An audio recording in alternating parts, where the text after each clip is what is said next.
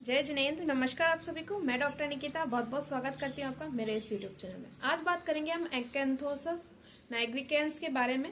जो कालापन आ जाता है, स्पेशली जो नेक में जो काला आपको दिखाई देता है, काली लाइनिंग दिखाई देती है फोरहेड पे या जॉइंट्स पे या फोल्ड्स में आपको जो कालापन दिखाई देता है, उसके बारे में क्या कारण होते हैं जिसके कारण इस तरह की समस्या से सामना करना पड़ता है और होम्योपैथिक मेडिसिन कैसे मदद कर सकती है इस तरह की प्रॉब्लम से पूरी तरह छुटकारा दिलाने में, इसी के बारे में ये वीडियो। तो वीडियो जो है इन्फॉर्मेटिव है, अंत तक मेरे साथ बने रहिएगा। चलिए शुरू करते हैं। वीडियो को स्टार्ट करने से पहले रिक्वेस्ट है कि अगर चैनल पर नए हैं और पहली बार मेरा वीडियो देख रहे हैं तो चैनल को सब्सक्राइब करना ना भूलिएगा, बेल आइकन पर जरूर क्लिक कीजिएगा ताकि आगे आने वाले वीडियोस के नोटिफिकेशंस आपको मिल सके। चलिए आगे बढ़ते हैं। अगर हम बात करें एक्केंथोसिस नाइग्रिकेंस की, तो ये एक बिल्कुल सामान्य सी कंडीशन दिखती है जो कॉस्मेटिकली खराब दिखती है, लेकिन अगर आप इसके डीप में जाए तो ये काफी सारी प्रॉब्लम की वजह से भी हो सकती है। मोस्ट कॉमन कॉज जो है इसका है ओबेसिटी, लेकिन इसको हम डिफ्रेंशिएट कर सकते हैं कि एक तो सिंपल आपको सुपरफिशियली कोई प्रॉब्लम हो रही है और एक अंदर भी आपको कोई प्रॉब्लम है, अंदर कोई डिजीज है, उसकी वजह से आपको इस तरह की प्रॉब्लम का सामना करना पड़ रहा है। तो मेन कॉज यही हो गया, ओबेसिटी। हो सकता है अब के साथ आपको कोई प्रॉब्लम हो चाहे ना हो, उसकी वजह से हो सकता है। दूसरा कॉज होता है जो आप ज्वेलरी पहनते हैं या आपकी क्लोथिंग इस टाइप की है कि यहाँ पर नेक में आपको बहुत ज्यादा इरिटेशन हो रहा है, इस वजह से आपको कालापन आ सकता है। ज्वेलरी कई बार ऐसी होती है, मेटल की हो, गोल्ड की हो, सिल्वर की हो, किसी भी मेटल की हो सकती है। कई बार स्किन जो है आपकी जो बॉडी है उसकी तरफ रिस्पॉन्ड करने लगती है और यहाँ की जो स्किन होती है ब्लैक होने लग जाती है, मोटी होने लग जाती है। इसके अलावा सन टैनिंग भी एक बहुत कॉमन कॉज है जिसकी वजह से एक्केंथोसिस नाइग्रिकेंस डेवलप हो जाता है। अगर जो पर्सन बहुत ज्यादा धूप में रहते हैं और बहुत ज्यादा सन के एक्सपोजर में आते हैं तो कई बार क्या होता है कि आपके एक्सपोज्ड जो पार्ट होते हैं पूरे यूनिफॉर्मली काले ना होकर कोई पर्टिकुलर जो पार्ट होता है वो ज्यादा उसमें काला होने लगता है, तो इसमें सन टर्निंग भी एक महत्वपूर्ण कॉज हो जाता है। इसके अलावा अगर हम डिजीज की बात करें तो कुछ डिजीज भी ऐसी होती है जिसके अंदर जो स्किन है आपकी वो काली होने लगती है। डिजीज में मेनली हम बात करें तो ऐसी सारी डिजीज जिसके अंदर मोटापा होता है, वो सारी डिजीज आप सोच सकते हैं कि इसके अंदर आती है। तो मोटापा आपको किस किस वजह से हो सकता है? पीसीओएस या पीसीओडी, जो महिलाओं में मासिक रेगुलर होता है और एक्ने बहुत निकलते हैं, बहुत सारे सिम्टम होते हैं पीसीओएस के। अगर आपको इस तरह की कंडीशन है और उसके साथ आपको मोटापा है तो हो सकता है कि आपके शरीर के एरिया में इस तरह की प्रॉब्लम डेवलप हो जाए। जेनेटिक भी होती है काफी सारी कंडीशंस, यानी अगर आपके पेरेंट्स को, ब्लड रिलेटिव्स को इस तरह की प्रॉब्लम है तो हो सकता है आप में भी डेवलप हो सके। थायराइड की कंडीशन में भी क्या होता है, स्पेशली जो हाइपोथायरॉयडिज्म होता है उसमें हार्मोनल इम्बेलेंस होता है, साथ ही कई बार आपका वेट बहुत बढ़ने लगता है। और थायराइड अगर फ्लक्चुएट होता है तो उसके कारण भी ऐसा होता है कि आपकी जो नेक है या पर्टिकुलर आर्म पिट में भी कई बार आपको कालापन देखने को मिल सकता है। इस तरह की कंडीशन में आपको प्रॉब्लम हो सकती है। इसके अलावा डायबिटीज जो है, इसमें भी ऐसा होता है कि आपको चाहे मोटापा हो चाहे नहीं हो, लेकिन इंसुलिन रेजिस्टेंस के कारण हो सकता है कि आपको इस तरह की कंडीशन डेवलप हो जाए। पीसीओएस के भी बहुत सारे मामले ऐसे होते हैं जिसके अंदर इंसुलिन रेजिस्टेंस डेवलप होने लगता है। इवन अधिकतर जो पीसीओएस के केसेस होते हैं कुछ समय बाद आप देखते हैं, हो सकता है शुरुआत में नहीं हो, जब आपको पता चला है कि आपको पीसीओएस की प्रॉब्लम है, लेकिन जैसे जैसे टाइम निकलता जाता है कई बार इंसुलिन रेजिस्टेंस उत्पन्न हो जाता है। तो एक फैक्टर है इंसुलिन रेजिस्टेंस। अगर आपकी बॉडी में है, इंसुलिन सही तरह से वर्क नहीं कर पा रहा है, आपकी बॉडी में सही तरह से उसका सिक्रेशन नहीं है, तो आपको एक्केंथोसिस नाइग्रिकेंस की कंडीशन डेवलप हो जाए। इसके अलावा अधिकतर तो जो ये कंडीशन है ये एक दिन में डेवलप नहीं होती है, धीरे धीरे डेवलप होती है। जैसे आपको 30 से 35 की एज से हल्की हल्की डेवलप होना स्टार्ट होगी और 40 से 45 की एज में ये बहुत ज्यादा आपको प्रोमिनेंट दिखने लगेगी। तो एक दिन का काम नहीं है, लेकिन ये जो मैंने आपको कंडीशंस बताई, जो कॉजेज बताए, ये जो सारी चीजें, इसके अंदर आपको जो ये एक्केंथोसिस नाइग्रिकेंस की प्रॉब्लम है बहुत स्लो डेवलप होगी। लेकिन अगर कभी ऐसा होता है कि सडनली आपको इस तरह की कंडीशन देखने को मिल रहा है, एक्केंथोसिस नाइग्रिकेंस दिखने को मिल रहा है, आपकी ब्लैकनिंग हो रही है स्किन पे पर्टिकुलर एरिया पे, तो हो सकता है कि कोई बड़ी प्रॉब्लम हो। तो अगर इस तरह की कंडीशन होती है कि आपका ब्लैकनिंग बहुत जल्दी डेवलप हो रहा है और रुकने का नाम नहीं ले रहा है, एकदम से स्किन जो है बहुत डार्क होगी, तो आपको जरूर डॉक्टर से कंसल्ट करना चाहिए। बिल्कुल भी आप सेल्फ मेडिकेशन नहीं करें और उसको ऐसे ही नहीं छोड़ें, क्योंकि ये बहुत बड़ी कंडीशन हो सकती है। क्योंकि मेनली जो अचानक से डेवलप होने वाला एक्केंथोसिस नाइग्रिकेंस होता है वो कैंसर में हो सकता है, लिवर, किडनी, किसी भी तरह का अगर आपको बॉडी में कैंसर डेवलप हो रहा है तो हो सकता है कि इस तरह की जो कंडीशन है आपकी वो डेवलप हो जाए।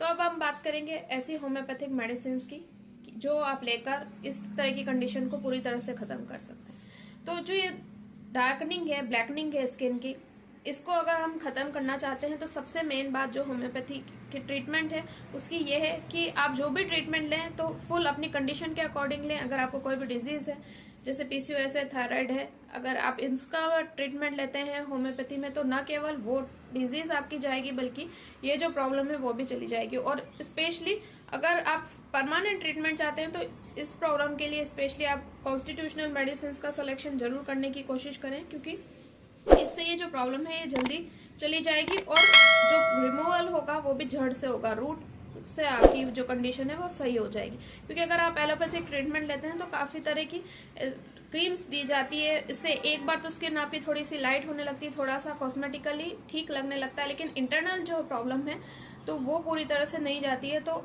मेन चीज यही है कि आपको खाने की भी मेडिसिन लेनी चाहिए। होम्योपैथी में भी अगर आप ट्रीटमेंट लेते हैं तो सिर्फ लगाने की क्रीम्स या लोशन या ऑइंटमेंट या मदर टिंचर यूज नहीं करें, आपको खाने की भी मेडिसिन लेनी चाहिए ताकि जो इंटरनल प्रॉब्लम है वो भी ठीक हो और आपकी नेक पे या आपके पर्टिकुलर एरियाज पे, एक्सपोज्ड एरियाज पे जो भी कालापन आ रहा है वो भी पूरी तरह से ठीक हो जाए।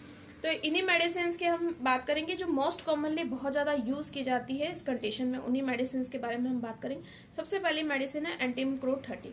एंटीमक्रू 30 जो होम्योपैथी में बहुत इंटरेस्ट रखते हैं उनको पता होगा कि स्किन जो होती है एंटीमक्रू की बहुत गंदी सी होती है, भद्दी सी होती है, जगह जगह पे कालापन आया हुआ होता है, फटी हुई सी, क्रैक की हुई सी, और कहीं कहीं जो स्किन है वो मोटी भी हुई होती है। तो ये बहुत अच्छी मेडिसिन है, बहुत अच्छा काम करती है एक्एंथोसिस नाइग्रिकेंस की कंडीशंस में।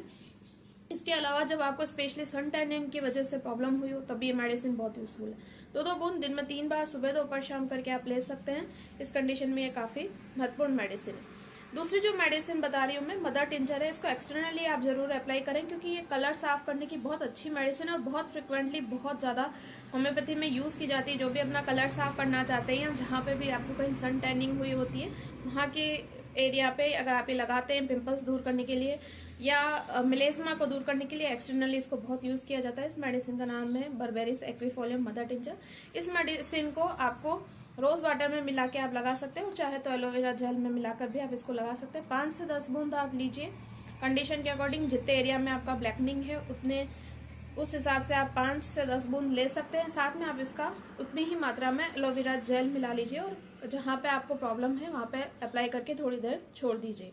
ये आप इसको 2 से 3 बार दिन में कर सकते हैं। ये सभी कर सकते हैं जिनको भी एक्एंथोसिस नाइग्रिकेंस की प्रॉब्लम है, एक्सटर्नली इसको अप्लाई कर सकते हैं, लेकिन सिम्टम्स के अकॉर्डिंग और मेडिसिन का भी आपको सिलेक्शन करना चाहिए। जो भी मैं मेडिसिन आपको बता रही हूँ सिम्टम वाइज आप उनका सिलेक्शन कर सकते हैं और पूरी तरह से रूट से अपनी प्रॉब्लम को खत्म कर सकते हैं। नेक्स्ट जो मेडिसिन है उसका नाम है थूजा 200। थूजा 200 अगर आप होम्योपैथी में इंटरेस्ट लेते होंगे तो जानते ही होंगे किसी भी तरह की बॉडी में ओवर ग्रोथ है तो उसके लिए बहुत अच्छी मेडिसिन है। अगर चाहे आपको वार्ड्स हो, चाहे आपको कहीं सिस्ट की प्रॉब्लम हो रही हो, कहीं भी ओवर ग्रोथ हो, तो अगर यहाँ पे आप इस मेडिसिन को क्यों यूज कर रहे हैं, यहाँ पे भी आपकी कहीं ना कहीं जो स्किन है वो थोड़ी सी डार्क हो रही है और मोटी होने लगी है, तो उसको भी ठीक करने में मेडिसिन आपको हेल्प कर सकती है। स्पेशली अगर आपको एक्सपोज्ड पार्ट पे कालापन, जैसे एक्सपोज्ड पार्ट यानी कि फॉरहेड, आपके जो जॉइंट्स है वहां पर और नेक पे जो भी एक्सपोज्ड पार्ट है यहाँ पे आपको कालापन दिखाई दे रहा है तो ये मेडिसिन बहुत अच्छी है। 2-2 बूंद करके दिन में 3 बार आप यूज कर सकते हैं इसको और प्रॉब्लम से छुटकारा पा सकते हैं। नेक्स्ट जो मेडिसिन है उसका नाम है ग्रेफाइटिस। ग्रेफाइटिस 30 पोटेंसी में दिन में 2 बार उस कंडीशन में यूज की जानी चाहिए जब आपको कालापन सारे फोल्ड्स में आ रहा है, आपकी जहां पे भी आर्मपिट है या जहां पे भी फोल्ड है वहां पे आपको इस तरह की प्रॉब्लम आ रही है और उसमें क्रैक्स या इचिंग की भी समस्या आ रही है, स्किन जो है वो ड्राई, अपना लॉस्चर होती जा रही है, तो इस कंडीशन में आपको ये मेडिसिन लेनी है। 2-2 बूंद करके दिन में 3 बार आप इस मेडिसिन को ले सकते हैं और पूरा लाभ उठा सकते हैं। नेक्स्ट जो मेडिसिन है उसका नाम है नाइट्रिक एसिड 30। नाइट्रिक एसिड 30 उस कंडीशन में बहुत यूजफुल है जब आपको हल्की जलन या बर्निंग सेंसेशन रहता है, जहां पर भी कालापन है वहां पे और एक चुभन जैसी फीलिंग आती है, तो इस कंडीशन में नाइट्रिक एसिड 30 बहुत यूजफुल मेडिसिन है। अब सबसे यूजफुल मेडिसिन का मैं नाम लेने जा रही हूँ। अगर ओबेसिटी की वजह से और थायराइड की वजह से आपको प्रॉब्लम हो रही है, यानी कि जोड़ों में या जगह जगह या नेक में आपको कालापन आ रहा है, तो उसकी सबसे जो अच्छी मेडिसिन है उसका नाम है कैलकेरिया का 30। कैलकेरिया कार्ब 30 ओबेसिटी की बहुत अच्छी मेडिसिन है, हाइपोथायराइडिज्म की बहुत अच्छी मेडिसिन है। जब आपका शरीर थुलथुला है, पूरा कलर साफ है, लेकिन पर्टिकुलर एरिया पे आपको बहुत कालापन दिखाई दे रहा है, बॉडी जो आपकी लूज है, थोड़ी फ्लैबी टाइप की है, और आपको इतना ज्यादा पसीना आता है कि आपके जो कपड़े हैं वो भी गीले हो जाते हैं, बहुत ज्यादा एरिया कपड़ों का गीला हो जाता है, सिर के पीछे आपको बहुत ज्यादा पसीना आता है, साथ में आपके एक्यांथोसिस नाइग्रिकेंस की प्रॉब्लम है, तो ये सारी प्रॉब्लम भी आपकी ठीक हो जाएगी और जो कालापन आ रहा है वो भी ठीक हो जाएगा। तो इसको आपको ऐसे लेना है, 2-2 बूंद दिन में 3 बार, सुबह दोपहर शाम करके आप ये मेडिसिन ले सकते हैं, अपनी प्रॉब्लम को पूरी तरह से ठीक कर सकते हैं। लास्ट जो मेडिसिन है जो बहुत यूजफुल है एक्यांथोसिस नाइग्रिकेंस की कंडीशन में, उस मेडिसिन का नाम है cadmium sulph. Cadmium sulph 30 potency में यूज की जा सकती है, 2-2 बूंद दिन में 3 बार। किस कंडीशन में? जब आपको जो एक्यांथोसिस नाइग्रिकेंस की प्रॉब्लम है, आपके और जितने भी कारण मैंने बताए, थायराइड, पीसीओएस या ओबेसिटी, ये ऐसा कोई कारण नहीं है, उसके बावजूद आपको प्रॉब्लम डेवलप हो रही है, आपका वेट भी प्रॉपर है, लेकिन आपका सन एक्सपोजर बहुत ज्यादा, यानी कि सन टैनिंग की वजह से अगर आपके एक्सपोज्ड एरिया में बहुत ज्यादा कालापन आ रहा है, तो कैडमियम सल्फ 30 बहुत अच्छी मेडिसिन है।